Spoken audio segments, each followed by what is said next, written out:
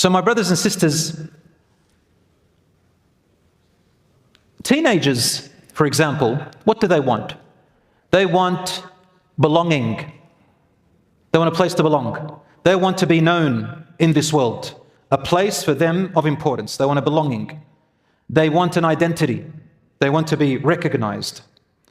And they want importance. So give them that. A parent can help them with a belonging, with identity, and with importance. We're going to explain, inshallah, how you can do that. The Prophet Muhammad sallallahu alayhi wasallam, he listened to Abdullah ibn Abbas's opinions. Abdullah ibn Abbas was still about 12 years old. He was always around the Prophet sallallahu alayhi wasallam. And he used to listen or take into consideration his views.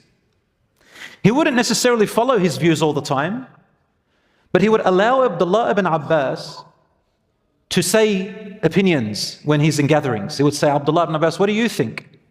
Just out of courtesy to make him feel that he is present, he's important, and he's got a place in the community.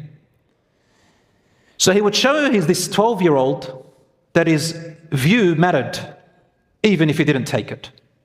If he didn't like it, Rasulullah said, thank you, Abdullah. Your view was good, however, in this situation, maybe it won't fit. And if he likes it, he will say, I like half of your view. Still acknowledged his value.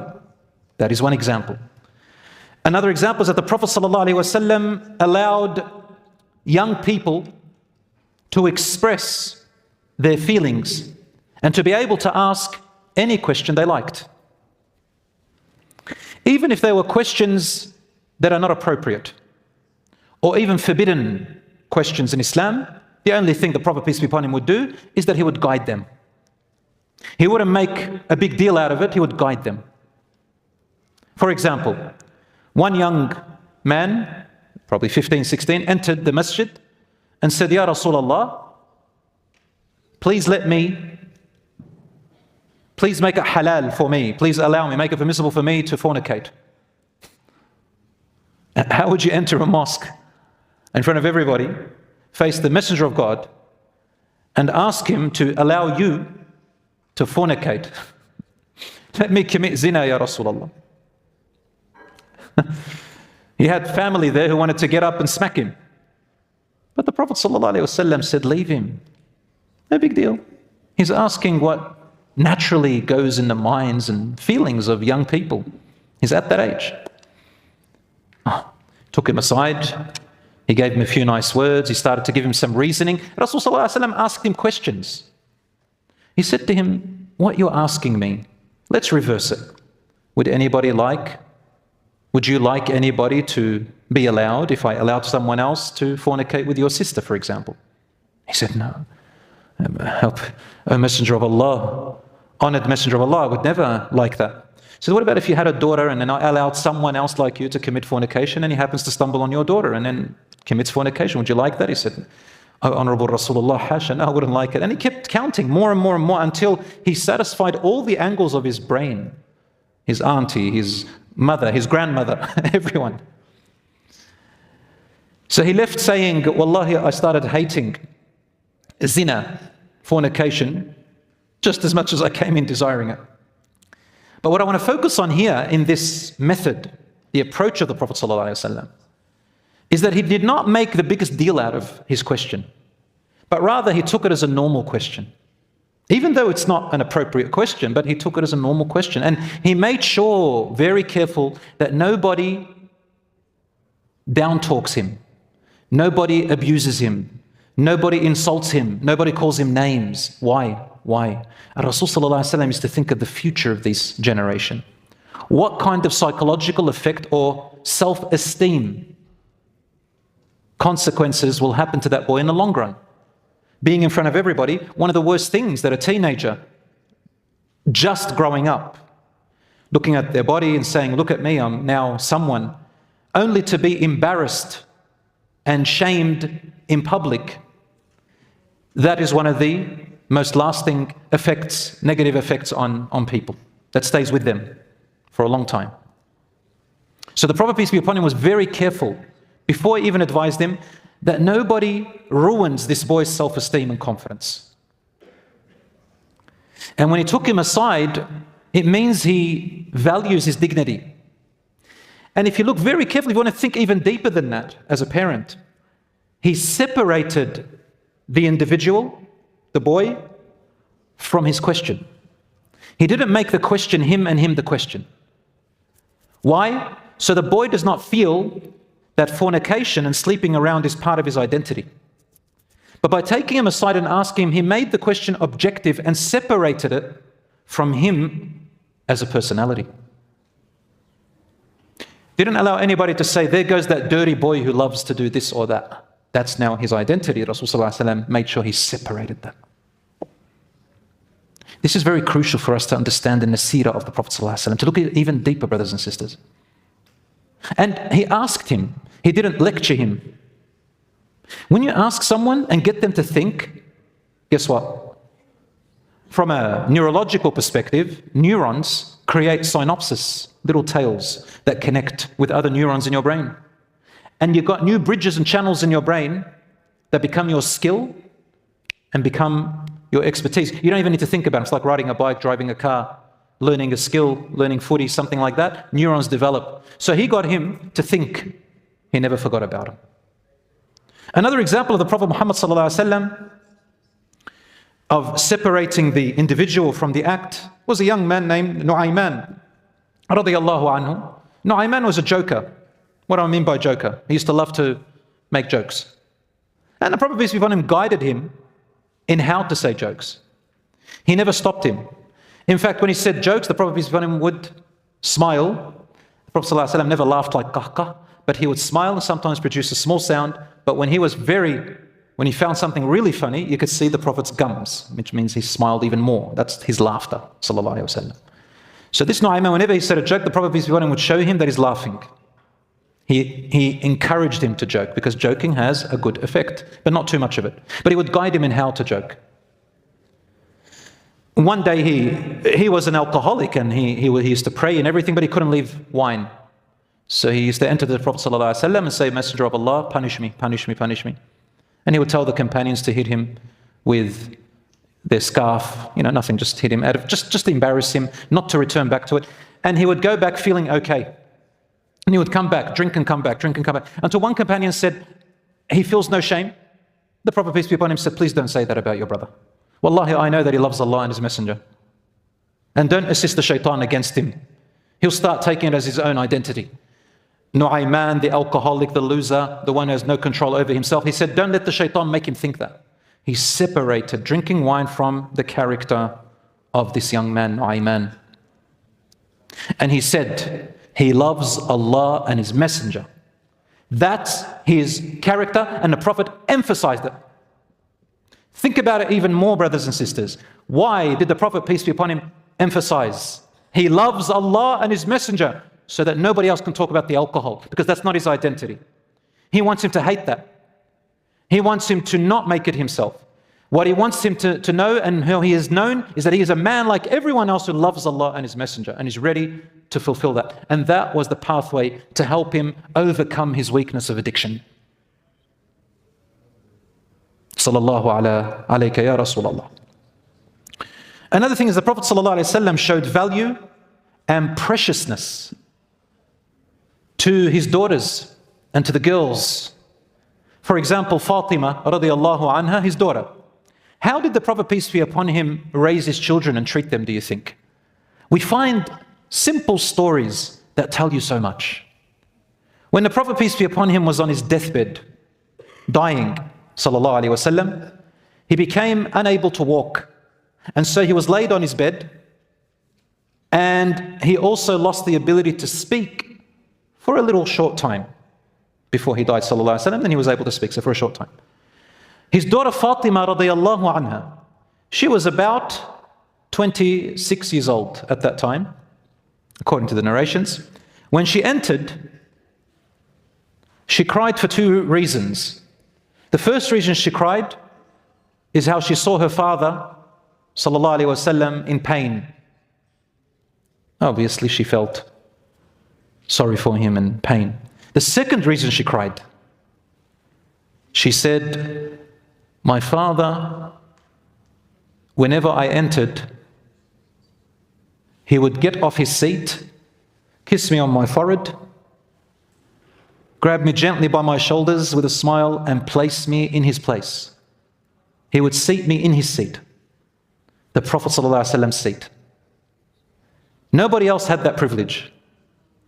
Well, his other daughters did, but Fatima, companions would all love to sit in the Prophet ﷺ's place. He would get up, kiss her on the forehead, put her in his place. This had a tremendous meaning and effect on her self-esteem and who she is. That he put her in her place. It means Fatima is part of me. If she sits in my place, as if I am sitting there. So she felt she is she has a belonging. Not only that, he kissed her on her forehead, which is a symbol of care, tenderness, value, love, protection. And he would touch her on her shoulder gently. Touching between parents and children is so effective. Studies have shown that if you hug your child, it takes about 10 seconds to 15 seconds for the happy hormones, serotonin and so on, to be released. 10 to 15 seconds. I want you to do this exercise, brothers and sisters, if you've got little children. Hug them, maybe after about 3 years old. This one would probably say, leave me alone. But after about 3 years old, you hug them, count 10, 1 Mississippi, 2 Mississippi, 3 Mississippi, like that, until you get to what number? I try it all the time. And it always gets in between 10 to 15 seconds. And then the child says, my daughter says, okay. And she lets go. So don't let go until they let go. Father Prophet, peace be upon him, used to do that. So can you imagine how he raised her? He raised her with value and importance, care and protection. The Prophet, peace be upon him, valued youngsters' passions and recreational interests, but gently reminded them of their priorities. Let's say a child has a bad interest, a bad hobby. You just rechannel them and teach them priorities. What's better, son? What's better, daughter?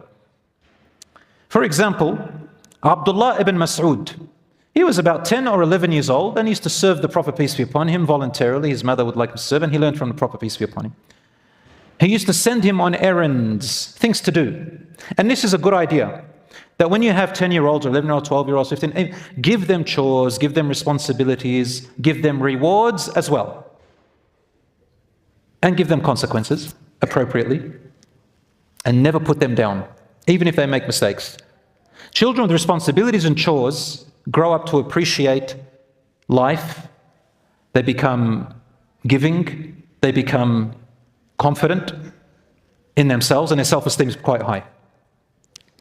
Don't think that if you give your children chores and responsibilities, or that you put rules on them, which we hate to do. Parents don't want to do that because you're going to get into arguments with them, you're going to get into debates with them, you're going to have to cope with consequences. It's okay. I swear, wallahi, that children feel safe and secure when they have routine, when they have rules, when they have chores. Take them away, they feel that their life is all over the place. Even if they cry and argue. But you don't mistreat them, don't abuse them, don't call them names, and watch what happens, inshallah. For Abdullah ibn Mas'ud, he sent him on an errand. And Abdullah, being 10 years old or 11 years old, he says, I passed by a group of other boys playing outside. So when I saw them playing, I stopped and I started watching them and laughing. That's how children are. They see other children playing, they stop and they laugh. And he said, I forgot about the errand.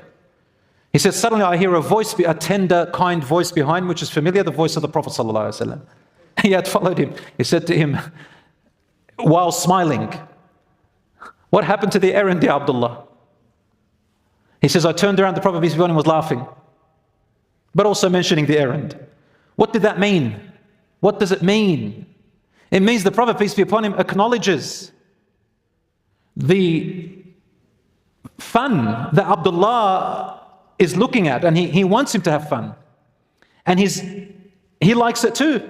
He's telling him, if I was your age, I would do the same. He's laughing. He says, well, what about the errand? But what about the errand, ya Abdullah? And he would say, I'm going now. And he would go while the Prophet's still laughing, smiling. Do you understand, brothers and sisters? Rasul sallallahu alayhi wasallam was firm in his rules and deen, but he remained showing their dignity and respect. For example, Abdullah ibn Umar, another young boy around him, he was about 12, 13 or 14, and he said to him, he wanted Abdullah ibn Umar to increase in his acts of worship.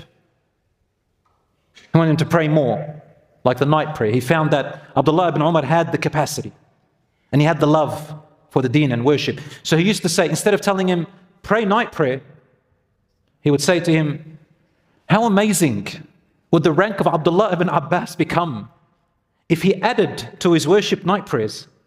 He's asking a question. Abdullah ibn Abbas said, I do want to be more amazing, and so encouraged him to start night prayer. He says, I never left it. The way he says it, sallallahu alayhi wasallam, how amazing would he be? Meaning, he's already amazing. Imagine how even higher he will be if he did that. Not the other way around, say, is that all you do? Your father's like this and prophets around you and you can't even do night prayer? Do night prayer. No, he didn't talk to him like that. But rather acknowledge you are so high, and imagine even how higher you'll get. You know, if you watch Dragon Ball Z, become Super Saiyan, wow, more power, become even Super Saiyan. If he got that, become even something else, to make him feel like that. If the Prophet, peace be upon him, he also showed empathy and shared the sadness and grief with all the children. For example, one young boy, he was about 7, he had a bird called a nughair. Nughair is a species in Saudi Arabia, a small bird. It died, it was his pet.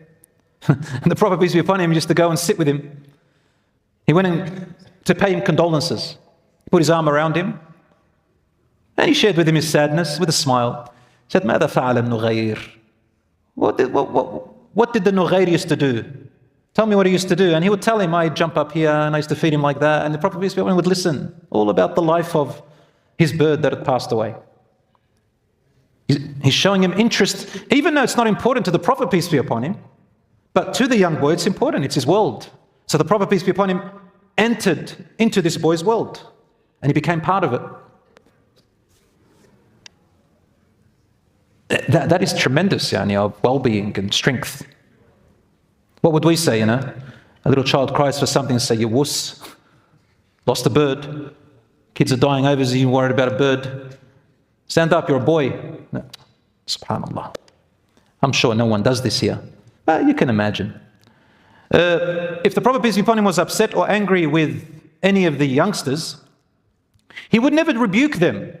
The most he would do, it would show on his face. So the Prophet, peace be upon him, used to go quiet, get a bit of redness on his cheek depending on how angry and upset he is about something. His words became less, and if he had to speak something, they were precise and direct.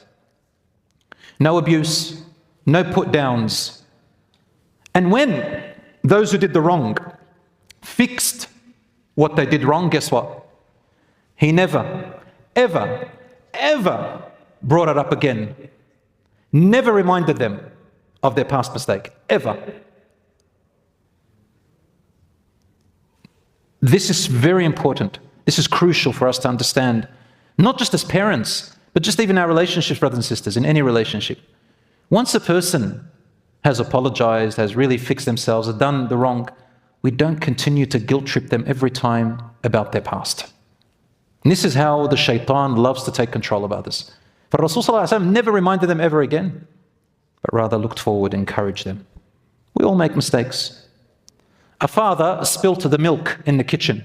His little daughter got up, saw her father get frustrated with himself. He had taught her well, so she said to him, it's okay, Dad. Everybody makes mistakes. And she helped him clean it up. Where did she learn this from? From her parent. That they told her, it's okay, darling, everybody makes mistakes. Let's just fix what we did. End of story. No put-downs and names and clumsiness and butterfingers and you're always like this. And you're, no. If I call my child a donkey all the time, what are they going to become? They're going to act like a donkey, brothers and sisters. We, even as adults, if we continue to hear derogative words said at us, thrown at us, we're always shamed on about our past, about our mistakes, about the way we think. Guess what? It starts to affect our character. In fact, there are some people who are so shamed all the time that they don't care anymore. They just said, okay, well then I am. And they get even more rebellious. And that is what it means. لا تعن الشيطان على أخيك. Don't assist the shaitan on your brother. He takes advantage of those vulnerabilities.